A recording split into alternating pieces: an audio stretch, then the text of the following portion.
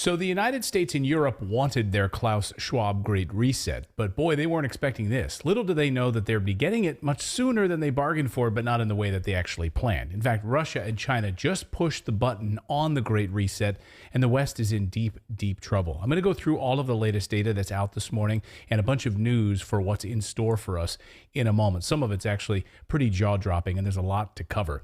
But first, did you know that we're at war with China? Oh yeah, according to our members of Congress who just got back from Taiwan yesterday, we're at war with China, so we better get prepared. Here's Representative Tony Gonzalez, who just returned from Taiwan, where we just sent a whole bunch of weapons. My first question is for you, General. I just got back from a trip from Taiwan. It's the second trip to Taiwan in the past 14 months. I spent 20 years in the military, as my good friend August Pfluger pointed out, our chairman pointed out. I know what war looks like. We're at war. I mean, this is a war. What the hell? I mean, really? So who the heck voted for a war against China? Did you? I didn't. Do these people even understand what they're saying? The deep state is actively pushing for war with China as the U.S. dollar continues its downward spiral. Did you hear about the runs on the banks on Friday? Yeah, banks collapsing, people losing their money in the banks in the United States. Yesterday, some of the biggest banks in this country, Wells Fargo, Bank of America, JP Morgan, Morgan Stanley, collectively lost more than $50 billion in market value in one day. Here's Representative Chris Stewart this week calling for the abolition of the one China policy, meaning Taiwan is not part of China anymore, and that's enough to provoke China into a war with the United States that we will not win. Watch this. Times are different now. If we're going to deter, I think we have to be clear in saying, yes, we will defend Taiwan militarily if we have to. Well, this is all happening for a reason. They're scared shitless about what Russia and China are doing, which is building an economic behemoth that the West cannot compete with. Get ready for war. That's what a top U.S. general is now telling his troops, to get ready for war by the year 2025. General Minihan sent a letter to his troops telling them, hey, you better get ready. Now, even before we blew up their natural gas pipeline, they were building that coalition to dethrone the United States' dollar dominance. And historically, the way that we deal with people like this is we threaten war, and we actually try to destabilize these countries through regime change and sanctions, like we're doing in Ukraine right now to Russia. And now we're about to do the very same thing in Mexico. Earlier this week, Mexico announced its intent to join Russia and China as part of the BRICS nations. Holy crap! Our neighbor Mexico, the country we've been exploiting for years, a country we invaded and took their land in the 1840s, they finally had enough of our bullying garbage and is starting to stand its ground, wants to align their currency and trade with China and Russia. Now, I would say Mexico has a plethora of trading options. What is a plethora? Why, guapo? Well, you told me I have a plethora. And then just like that, a plethora of U.S. congressmen started talking about invading Mexico with U.S. military forces. Here's Gringo, Lindsey Graham, Ukraine's favorite senator, introducing legislation to invade Mexico. I'm going to introduce legislation, Jesse, to make certain Mexican drug cartels, foreign terrorist organizations under U.S. law, and set the stage to use military force if necessary to protect America from being poisoned by things coming out of Mexico. These people are insane. And then, not to be outdone, is Congressman Dan Crenshaw calling for U.S. military in Mexico. Hoy quiero dirigir este mensaje al presidente de México, Andrés Manuel López Obrador. Señor presidente, usted recientemente criticó mi plan para autorizar la fuerza militar contra los carteles. So watch as we alienate our closest allies, like we just did with the Nord Stream pipeline destruction. This week we saw the greatest pile of propaganda we've seen in a long time, and it had to do with the Nord Stream pipeline. First, the New York Times ran a propaganda piece saying this week that they can now confirm that a pro-Ukrainian group carried out the pipeline attack. Pro-Ukrainian, wink, wink, nudge, nudge, know what I mean? AKA the CIA and the United States. And then, not to be outdone, a German newspaper followed up like good state-run media does and said, yes, it was a pro-Ukrainian group, and they even identified the yacht that these people used to blow up the pipeline. Yeah, this is the yacht called the Andromeda, according to the German newspaper, which might be the most amazing pile of garbage I've ever seen if it wasn't so sad that they actually think we'd believe them. Can you imagine there's people actually reading these newspapers and believing this garbage? They think you're stupid. We know that 500 kilograms of explosives were used to blow up the pipeline, according to Seymour Hersh. which if you put that much weight on this boat, it would sink the boat to the bottom of the ocean. But don't get too caught up in the details. As journalist Aaron Mate writes about this yacht, to whoever is doing the Nord Stream cover-up, first, I don't envy you, tough job. Second, why not find a bigger boat, one that could conceivably carry the hundreds of pounds of explosives needed to blow up a heavily fortified deep-sea pipeline in multiple areas? Great point. Next, Europe is trying to desperately downplay the Nord Stream attack because it portends something much bigger, an energy great reset for Europe. And this is something that Europe wanted, but they wanted to do it on their own terms, eliminating combustion engine cars by 2035. Now that calendar has been accelerated, eliminating oil and natural gas, turning off nuclear power plants, then moving towards solar and wind completely. They thought that Russia would come crawling back crying, begging for Europe to take their natural gas. Instead, Putin and China just flipped a big freaking switch and shifted those resources into BRICS nations. They're not coming back crying, begging, take our natural gas, please. You know, you blew up our pipeline, but we'd really like to sell it to you. Indonesia, do you need cheap oil and gas from Russia? We've got it. What about you, Mexico? What about you, China? And that's exactly what just happened. Yesterday, we got word that Russia and China have just hit a new trade record, unlike anything we've ever seen before. And new customs data out this week shows that Russia and China are on pace to hit $200 billion this year. That's up 31% over last year. Now, why on earth would Russia go back to providing oil and natural gas to Europe when they're actively sending weapons to attack Russia? The answer is they will not. And if that's not bad enough news for the United States, here's this today. The Chinese yuan currency has outperformed the dollar by volume of trading on the Moscow exchange for the first time on record.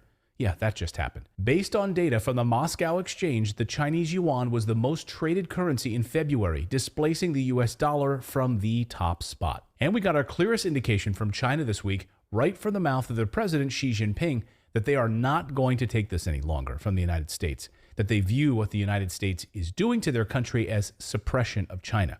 During his speech this week, he said, quote, Western countries led by the United States have implemented all-around containment, encirclement, and suppression against us, bringing unprecedentedly severe challenges to our country's development. When have you ever heard a Chinese president talk that way?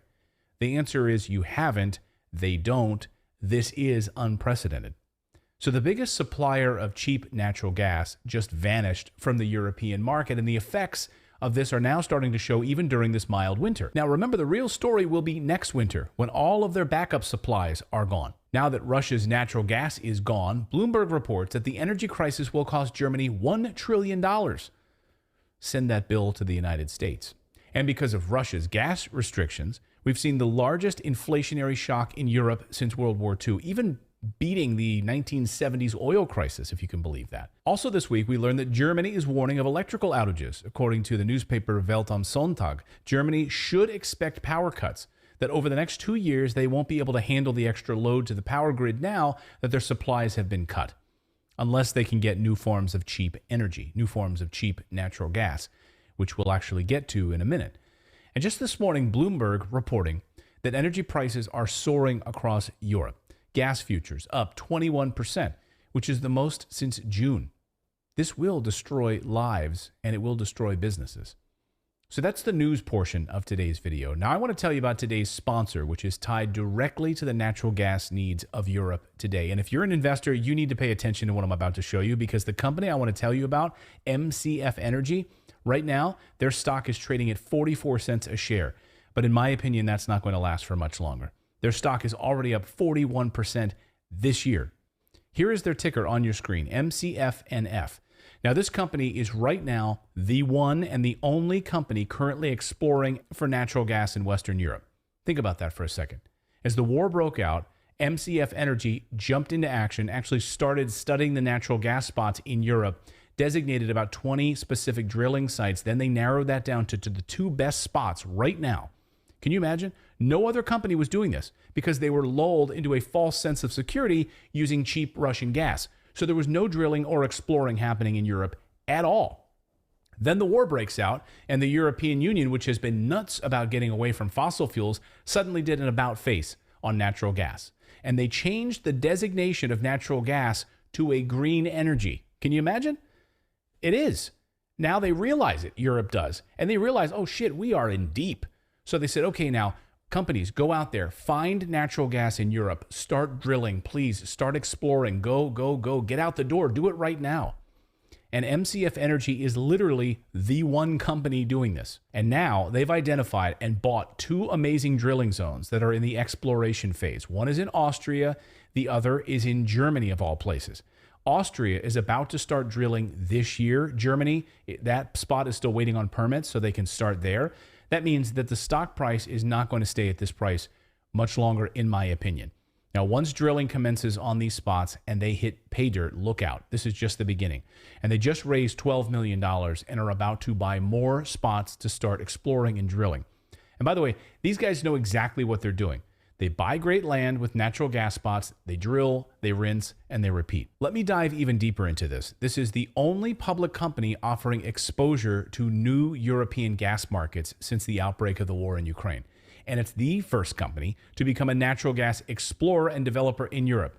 Now, when I first started discovering this company and started doing my own research on it, which I'll show you in a minute, I jumped out of my office chair and I told my wife, we have got to invest in this company. So let me show you exactly why I'm so excited about what MCF Energy is doing. Number one, the people on this team are unbelievable, and they have an unbelievable track record of creating companies and then selling them for massive profits. Now, the team that came together to create MCF Energy in the past already founded and grew multi-billion-dollar energy companies in Europe, and then they sold them off and they made a lot of money. They know exactly what they're doing. These people make money for shareholders. That's what they do. General Wesley Clark is a strategic advisor to the company. He is one of the most well-connected people from the United States in Europe. And when he gets on the phone, things happen, doors open. He can open countless doors.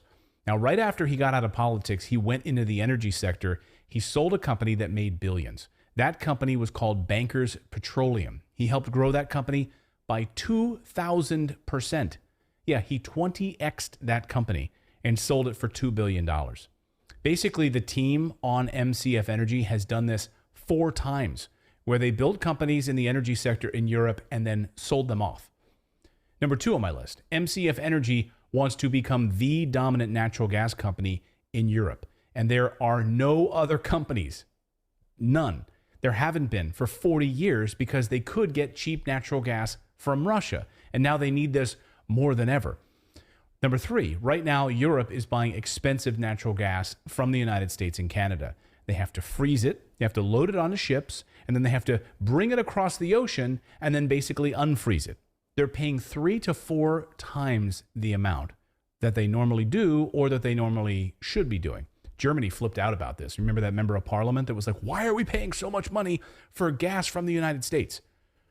So I'm personally betting very big on this company in my portfolio of companies right now. Do your own due diligence on this company. As of this recording, this weekend, they're trading at 44 cents a share. Now, a lot of you last week asked me, what brokerage do I use to buy some of these smaller producers? Because you can't buy them on those smaller exchanges like a Robinhood or anything like that. You can't do that. You need one of the big boys like E-Trade or TD Ameritrade or Fidelity. Any one of those, you need a big boy, okay? The one that I personally use is E-Trade to buy my smaller mining stocks like this. Again, you can use Fidelity or TD Ameritrade, but personally I use E-Trade, which is in the United States. So guys, do your own due diligence on studying this company. I'm a big advocate of natural gas and fossil fuels. We need them now more than ever, and these insane politicians are trying to move us to solar or wind, and they're watching their plan crumbling right before their faces. So I'm going to have links in the description below so you can go to their website, you can check out their latest projects in Europe and where they're planning to explore next. I'll have their ticker in the description as well, and we'll see you next time.